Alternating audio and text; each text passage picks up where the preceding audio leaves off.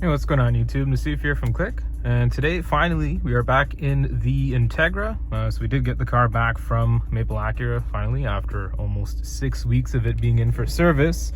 And so I thought, why don't we go for a little bit of a drive and see how the car runs and just kind of give you guys an update on the car as a whole. And as usual, we are strapped to my head with the iPhone, so don't mind the camera shake and whatnot. Hopefully it is not too bad. And so I'll give you guys an update in terms of the car. Like, long story short, car went to the dealer around about 6.5 weeks ago.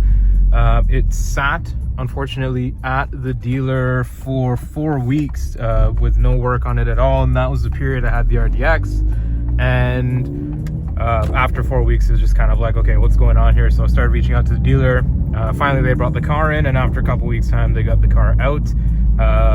In terms of what fixes were applied, so we changed the steering rack components. As far as I know, Honda Canada or Acura Canada finally released I guess like an update or a service bulletin or whatever for the steering rack issue for the Integra, as well as a bunch of other vehicles. And so got that finally fixed up, so there's no more sticky steering for the time being. As far as I understand, I don't think a new rack went in. I think that they just provided Acura with the parts that were faulty, and I guess just gave them replacement parts or upgraded parts or whatever.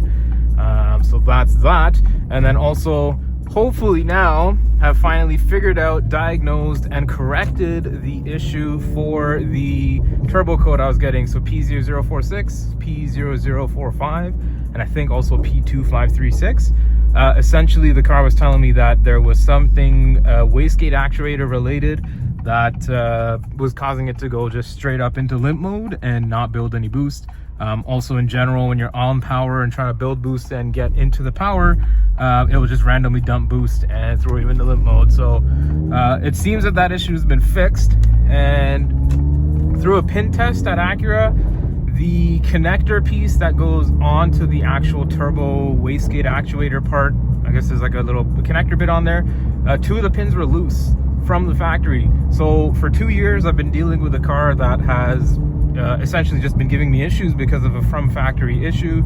I know a couple friends who are taxi mechanics, and they work on and see a lot of 11th gen Civics and Integras, and apparently this harness is known for just not being up to spec, having a lot of electrical issues. And so replacing the harness for the time being, as you guys can see, I think you can see on the dash there, I've done 247 kilometers about. So really not enough to determine if the issue's fixed, but based on the fact that the pin test showed that the outside pins were loose, I'm thinking that the new harness will have fixed this issue. So we'll just kind of see from here. In terms of drivability, the car drives almost like a different vehicle. The way it builds power is actually kind of scary. It's a little bit vicious.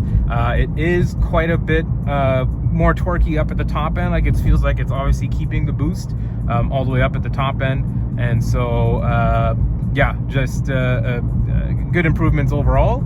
And you know, again, I'm pretty confident this is going to fix the issue we were having, but only time will tell. And would you look at that sunset? Super beautiful.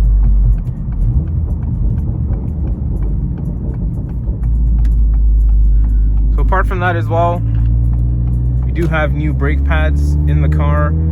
We ended up going with, I think it's the Hawk ceramic pads for the 271 big brake kit, and so far so good. I really haven't you know, used them or put them to their max potential or whatever, but they bite good. You know, obviously the pedal feel is way stiffer than the RDX, so you know, being in that car for 6 weeks almost, you get used to how it drives, and so the pedal feel is quite a bit more stiff. You know, going from the 271 race pad to these, again, really haven't pushed these pads, so I couldn't tell you performance wise how they are, but I can definitely tell you that there's less brake dust so far. And again, it's just nice to have brakes, because before my 271 pads were basically down to like 1 millimeter, so it's good to get those serviced and replaced. And also fixed the rear sway bar end links, so we have installed Accord rear sway bar end links to fix those up. Those have been faulty and broken for many weeks, maybe even months, and so now those are fixed up and all good to go on that front. terms of next steps from Acura, so I did actually have a phone call from Acura head office today, and we were speaking about some level of customer service fix here to make it right, because understandably, I've been driving a Grand Lemon for 2 years, and so we are working on that. Maybe when the details are finalized and everything sorted out on that, I'll comment more and give you guys a bit of an update on what Acura did for me to make it sort of right.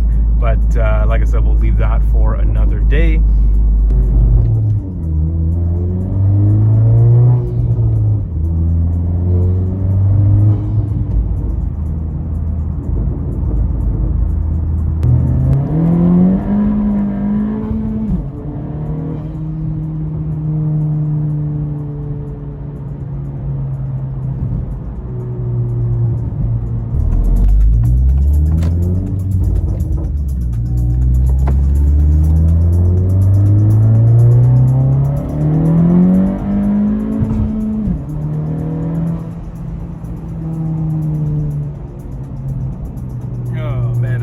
Vicious. I can tell you this much, it did not pull like that prior to the engine harness replacement. So who knows what other loose connections or issues there were with that harness. Who knows what implications having just those 2 faulty connectors had on the performance of the car. But as you can see, this thing pulls viciously. It's actually kind of scary. It's a little unsettling, to be honest. But drives good, pulls good. Really don't have any issues with how this thing is driving.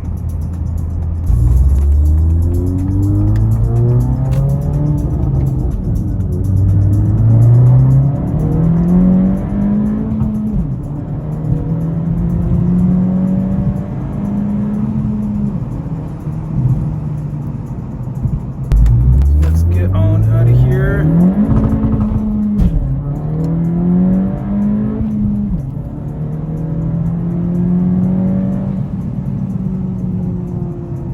Holy shit, man.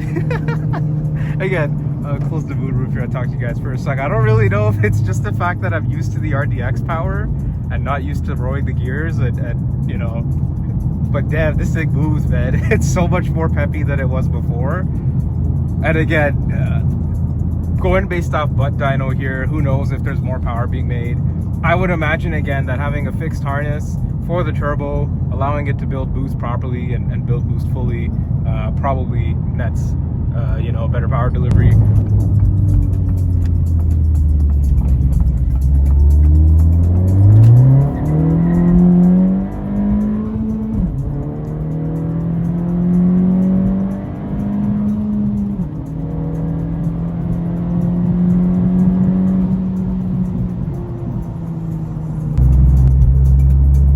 Holy shit, man. That really gets the adrenaline going.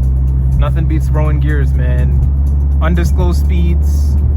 We took the RDX to similar speeds and it just doesn't feel the same, man. The RDX wafts over the road. This thing is just a vicious pit bull. Like, shout out to Seat, Maple, and Acura for slaving away on the car and getting this thing fixed. The fact that it took 6 weeks, not his fault. It's just an unfortunate case where the dealer's just overbooked, man. Unfortunately, Acura vehicles aren't made the same way they used to be, and so they have a ton of recalls, a ton of issues, a ton of problems. And so it seems to be the case that I'm not the only guy dealing with issues and recalls and stuff like that. So